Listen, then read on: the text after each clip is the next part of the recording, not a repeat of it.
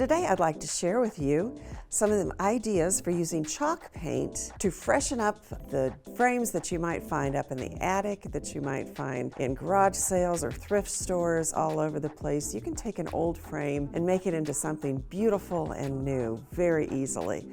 Let me show you how. I'm going to start off with a frame that's been kind of meaningful to me. This is quite an old frame, and as you can see, it's been used to frame a very meaningful picture. Let's just take a look at how it looked beforehand. It's old, it's tin, not a nice metal by any means, that was finished off with a little bit of gold that is almost gone now. But I still like the frame, it still works with the photo. So in this version, I have coated it with an ivory chalk paint that really matches the image much better. Or I could leave it like that, of course, but it's really lovely if you bring back just a little bit of the shine that goes with that tin frame. And to do so, I have a little bit of water and a little paint rag, a little pressure, and I'm just going to brush it over the top until I start to see some of that pattern appear. A little bit of pressure, like so. Now you could use a little sandpaper, that would make it go faster. I have a little bit more control of it this way, and just rub until you see some of that come through. So let's talk about chalk paint for just a minute. Chalk paint is really an acrylic paint that has a chalky finish, and today we'll be using a few brands that we carry. We also have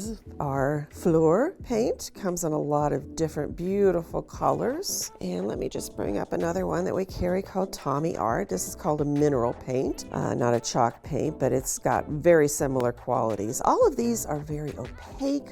All of these are very matte finished once they are dry. You're also going to be needing some wax. For instance, this frame right here is one that we carry, and it's a beautiful driftwood frame. I loved it, but I didn't like the fact that it had a varnish on it that made it shiny. To me, a driftwood frame should not be shiny. So much like we did with the metal frame, we're just going to move some of this away by pulling it with a little water. And now you can see the color of the frame starting to come through.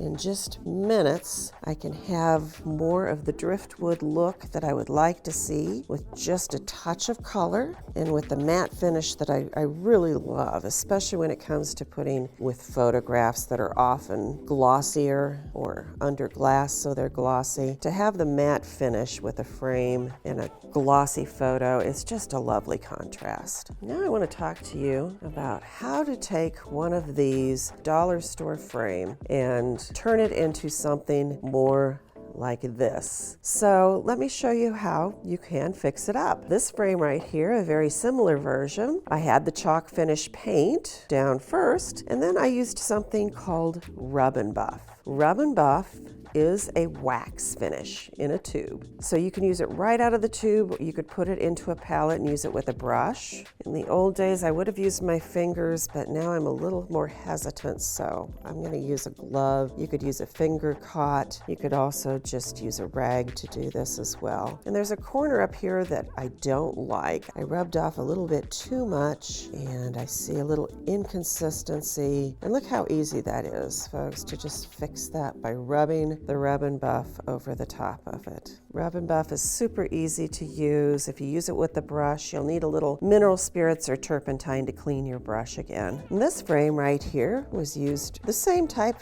with the Rub and Buff. There was a yellow chalk finish underneath it with a little bit of more of a copper finish to the Rub and Buff. The paper that you see here was just decoupaged onto the middle here. Mod Podge is great for doing the decoupage.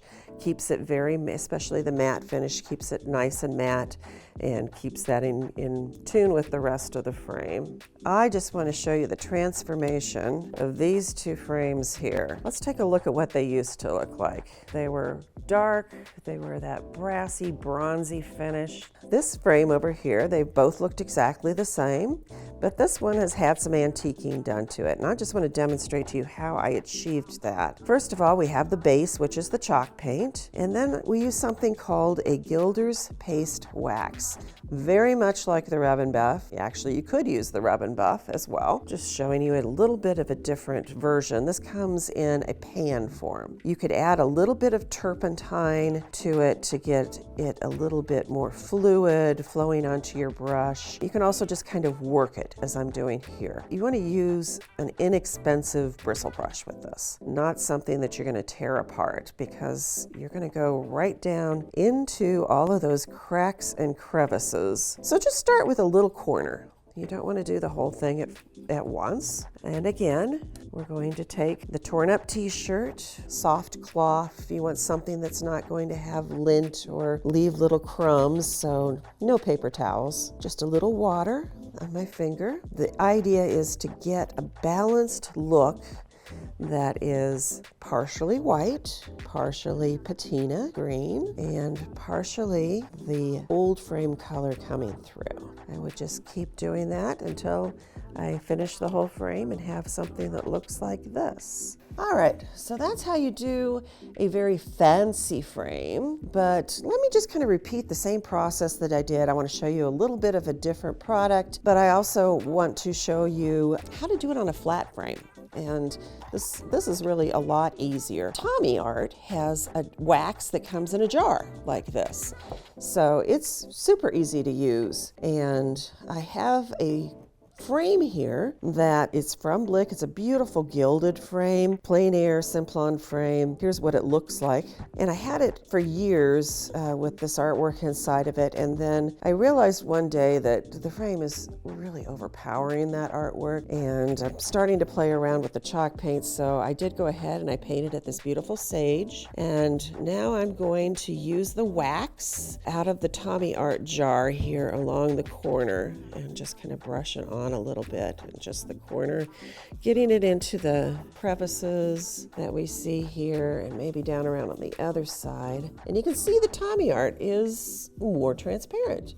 And then using a little water and my t-shirt, I'm just going to lift and smooth that wax, and it goes into the grain of the frame. Ball it up a little bit like this. I'm using a very light touch, and I'm keeping a lot of it just as is down in the corner. So it kind of looks like dust is collected there, age is collected there, and see how much older that frame is starting to appear. It really looks like an antique frame. I also could bring back a little bit perhaps of the gold that's underneath there. And this is a good point to show you where it looks like I've probably picked up a little bit too much of the brown. You just come back in with a little bit more on top of that. Well, I don't think that I will ever want to use a plain frame again. It's so much fun to be able to update them with a new coat of paint and a totally new look. And I hope you give it a try. You'll love it.